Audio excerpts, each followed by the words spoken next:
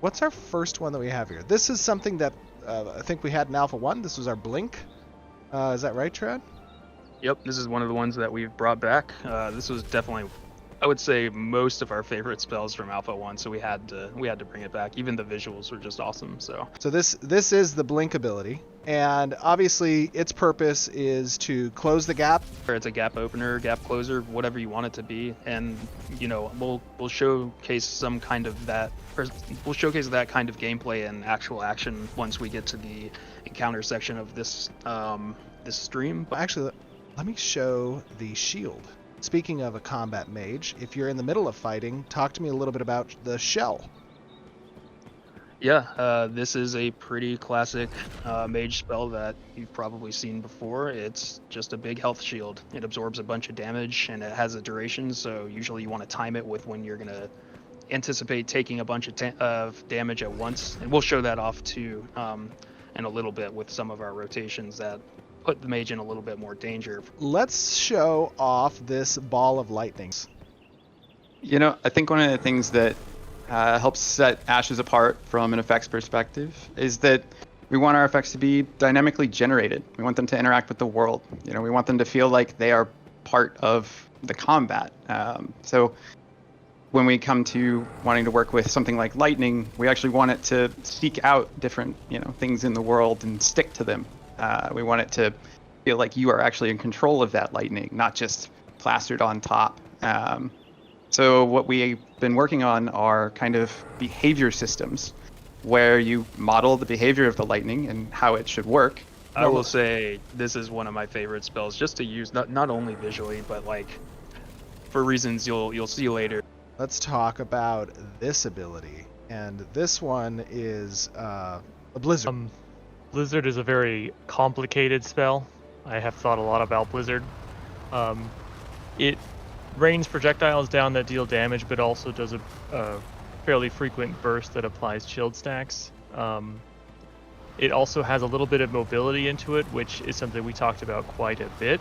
We felt that it was important to maintain some control over this ability, even though it's very powerful, just to give players that maximal sense of agency as they are destroying the battlefield. Oh yeah, I mean I love the visuals here as well, John. The decals on the ground with the frost and the impacting ice shard. So we have another ability called Cone of Cold.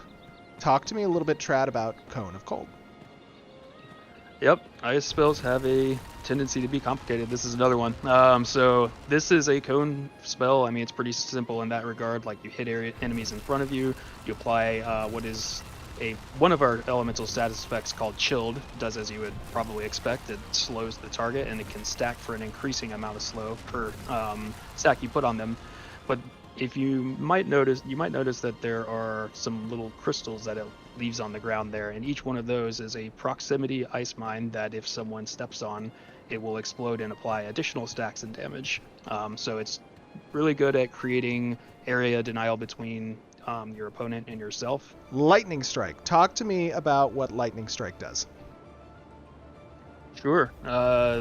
This one's a little more straightforward. It's kind of one of your bread and butter single target abilities. You can charge it for varying degrees of efficacy.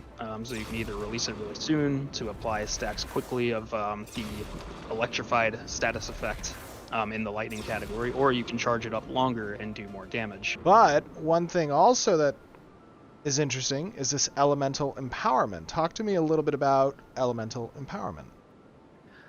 Yep, so you might be wondering, well, how am I going to get all the way to the number of status effects I need if my abilities are on cooldown and, I need 10 of them to get there? Well, the wand combo your weapon combo in general on the mage is very good at doing so, because it will take the element of the last spell you cast and for about a 5-second period or so apply that element in status effect applications to the enemy as you're attacking them. So you might see that happening here. Do we want to show Frostbolt? Yeah, okay. we can show Frostbolt. Let's do that. So this is a single target projectile attack that applies 2 stacks of chill to the enemy, and then after that hit him with a few wand attacks. Now you'll see that you've gotten a frozen status effect on him, and then he timed that really well right there. But like in that very last frame, you'll see that he hit him with a lightning effect, which triggers the Shatus. It's not even a condition; it's just a reaction, and that just triggers a bunch of damage. So that's a good way to get your burst damage if you're rotating your spells and your elements the correct way. Yeah, that's super cool. I used another ability called Chain Lightning. Talk to me about Chain Lightning. Yeah, it's pretty similar to Lightning Strike, except it's more of an AoE role that it's filling. So you won't see it here because you're only attacking one target, but if there were multiple targets, you would see lightning branch off from the main target that you have to nearby additional targets. So it's really good at applying its status effect in a more AoE scenario, which we will also show you soon. Let me see if I can... sorry, I spawned a few more targets just to demonstrate that. Let me sleep them all. Talk to me a little bit about sleep. Yeah, so this is an AoE CC that breaks on damage. It's great for like creating space and setting up a window, but you can't just like DPS them down while they're sitting there weak. So it's kind of it's a trade-off. It's very good, especially if you're in a more organized group that knows to hold off and like, you know, kind of control the battlefield without just throwing damage everywhere. All right, next up we have Arcane Volley. What is Arcane Volley? This is a single target arcane spell. Unlike the other ones we've shown you, this doesn't have any particular element associated with it. And it might look a little underwhelming at first, but you can use this pretty quickly. It's on a 2-charge cooldown, and there is a particular synergy that we all like to use with it. If you haven't figured it out, it's how it synergizes with the shocked status effect.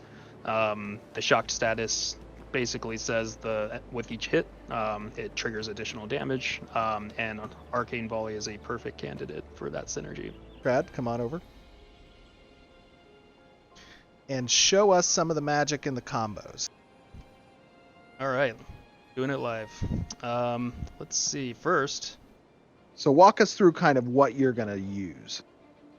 So because this is going to be more of an AoE combo, I would say one of the better rotations for this is almost one of the more battle mage-like rotations. So that this is going to be something you could almost expect from like maybe Mage Fighter or something like that. You know, I'm going to equip the Great Blade. So this is just to show that, you know, mages use non-conventional weapons in Ashes of Creation. We're going to show that off soon, especially with what we showed you earlier, the Elemental Empowerment spell. This will actually apply to all things that you hit in your cleaving radius with the Greatsword. So here we go.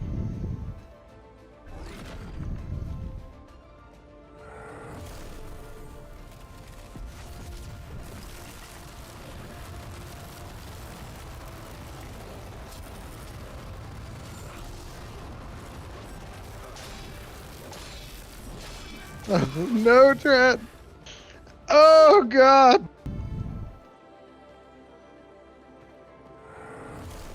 You're gonna need your wand.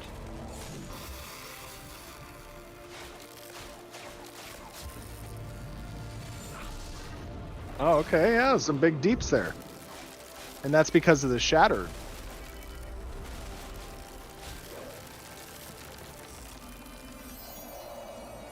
Oh, and you slept the next one. Nice.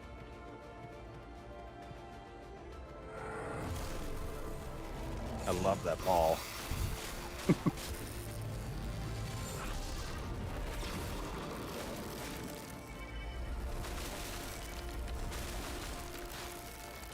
Oh, you're making quick work of these, Trad. Not bad. This guy's got a lot of health. This guy takes a few rotations to bring down. Yeah, I've been really practiced on this one. Let's see how it goes. And now, Keenan, talk to us a little bit about kind of the process that goes into creating these, you know, class kits for Alpha 2. Your strike team has been hard at work in kind of developing phase 1 and phase 2 of these. What exactly goes into those phases? Well, it's pretty much a 3-phase process. Phase 1 is very open-ended. We pretty much try everything under the sun, and we put it together in every way we can imagine, and we try to figure out what we like and don't like and iterate fast.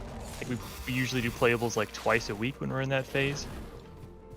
What you guys are seeing here is actually abilities that are in the process of passing phase 2. So they are approaching levels where we are happy with how they play, happy with how they look, and some details may change over time, but generally speaking, this is what we're going for. And from here, it would mostly just be like polish and assets and just getting like external feedback and stuff like that. Very nice. Trad, I liked your use of Slumber there. You're in a precarious spot. Oh god. Oh my god, Trad, I am literally on the edge of my seat just watching this, hoping you don't turn into ash. Oh god. Trad! Ow. Oh my gosh, that was crazy. And guys, just to give you context here as Trad's doing this, again, we were taking a little bit of a direction here with this showcase. We wanted to kind of give you just how we do things from a combat arena perspective and development perspective, and how we iterate. As Keenan was talking about, you know, there are multiple iterations that occur during phase 1 development, twice a week almost with that strike team. And they use arenas that are a little bit lower weight than the than the Ashes of Creation world. And then finally, the complexity of the kit. Are people pretty happy with these elemental interactions and how they would think about them during combat, or are they interested in something more complicated or less complicated? Awesome. And guys, as always, remember, this is a work in progress. There is still iteration necessary. There's a lot of artwork that's still outstanding and requires second, third, fourth passes and polish. But we are showing you, everything as it is in development, because we find that it's a very important interaction with the community to collect this type of feedback and get your guys' thoughts on the direction that we're taking. Because at the end of the day, when we launch Ashes of Creation, we want to make sure that we've had as much touch point with the community as possible, so people don't go, what game is this? But with that being said, John, Trad, Keenan, I want to thank all three of you for joining me today and showcasing the hard work that you and the rest of the team have been putting towards developing this mage and the other archetypes. I know I speak for the community when I say thank you. You guys are doing an awesome job. Very excited to see this played by players in Alpha 2. And with that being said, we will see you all back on stream. Bye, guys.